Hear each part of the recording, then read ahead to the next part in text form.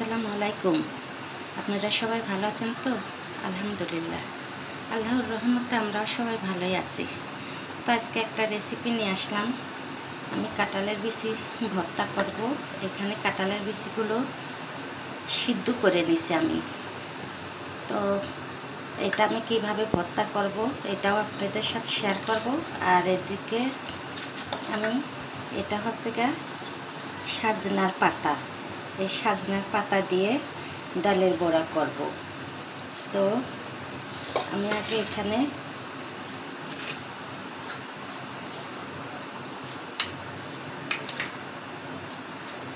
আমি ডালটা একটু নিয়ে নেব।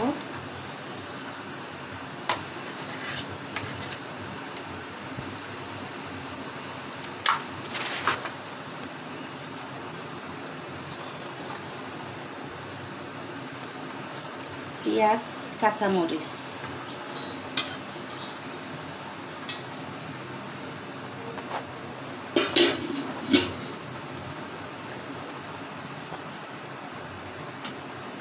একটু হলুদ,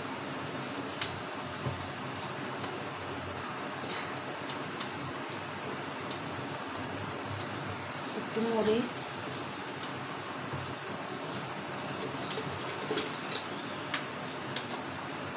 লবণ, একটু ময়দা দিয়ে নিছি।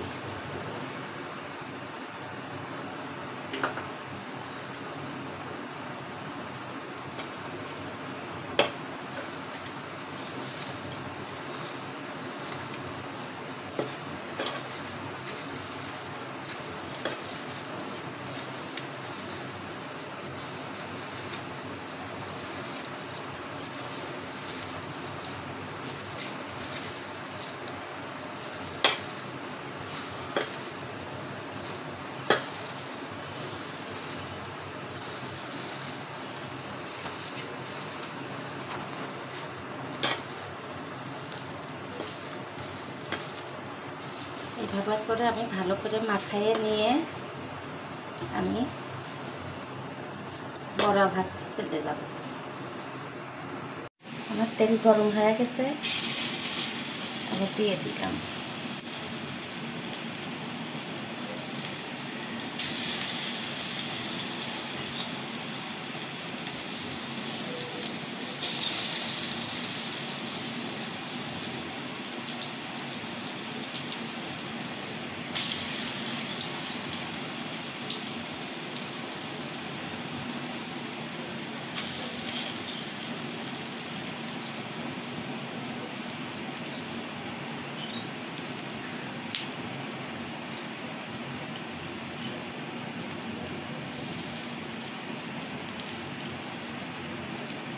আমি একটু বড় বড় করেই দিচ্ছি, আপনারা চাইলে এটা ছোট ছোট শেপ দিয়ে বানাইতে পারবেন।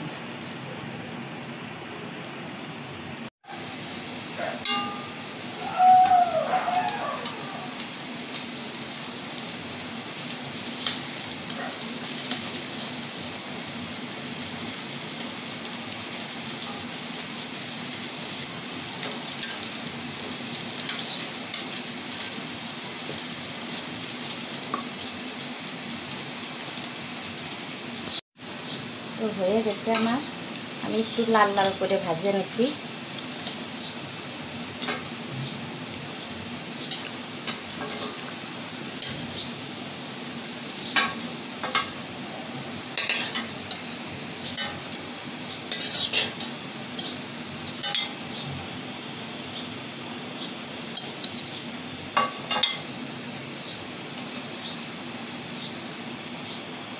আমি এই তেলে কটা মরিচ ভাজে নেব।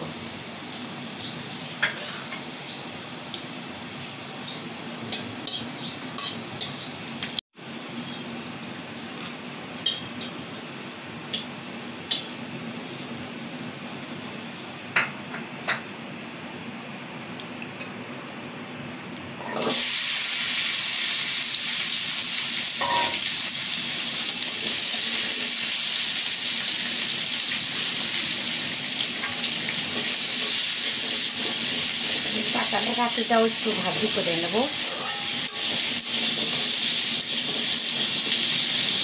লবণ দেবো,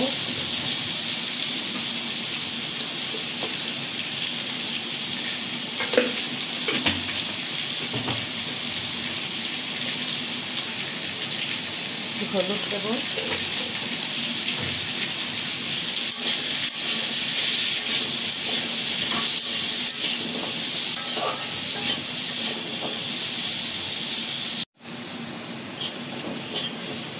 কাঁঠালের আটিটা ভাজা হয়ে গেছে। সিদ্ধ করা কাঁঠালের আটি তো ওই জন্য সময় লাগলো না, আমি শুধু ভাজে একটু রসটা শুকাই নিলাম। তো আমি বাইটে ফিরে আসছি। তো আমার শিলপাটায় কাঁঠালের বীজটা বাটা হয়ে গেছে, আমি এইভাবে করে বাইটে নিছি। আর এখন এটা আমি ভর্তা করে দেখাই। আমি শুকনা মরিচটা টাইলে রাখছিলাম, শুকনা মরিচটা একটু ডলে নেব।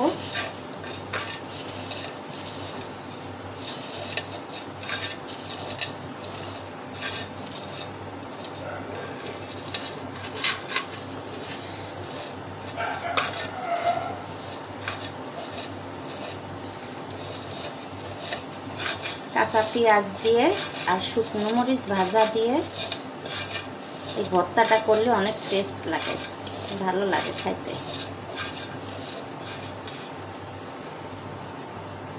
একটু সরষের তেল দিয়ে দিই।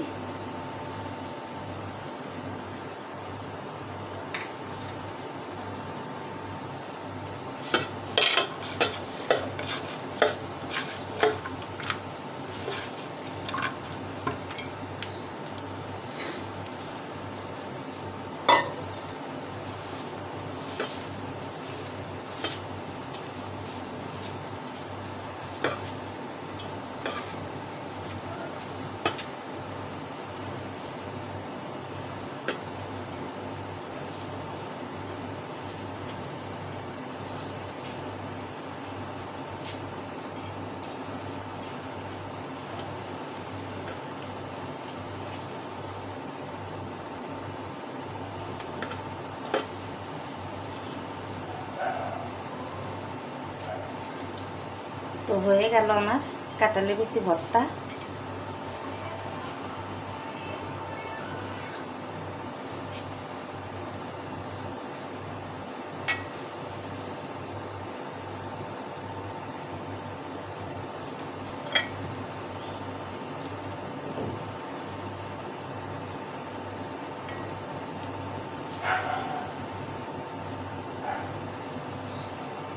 তো হয়ে গেল আমার কাঁঠালের বিচি ভর্তা। আর এদিকে এই পেঁয়াজু, এইটা হচ্ছে গা সজনের পাতাটা এমনি ওষুধের কাজ করে। এটা পেঁয়াজ মরিচ দিয়ে কিভাবে বানাইলাম সবটাই তো আপনাদের সাথে শেয়ার করলাম। এটা ভিতরেরটা এরকম হয়েছে,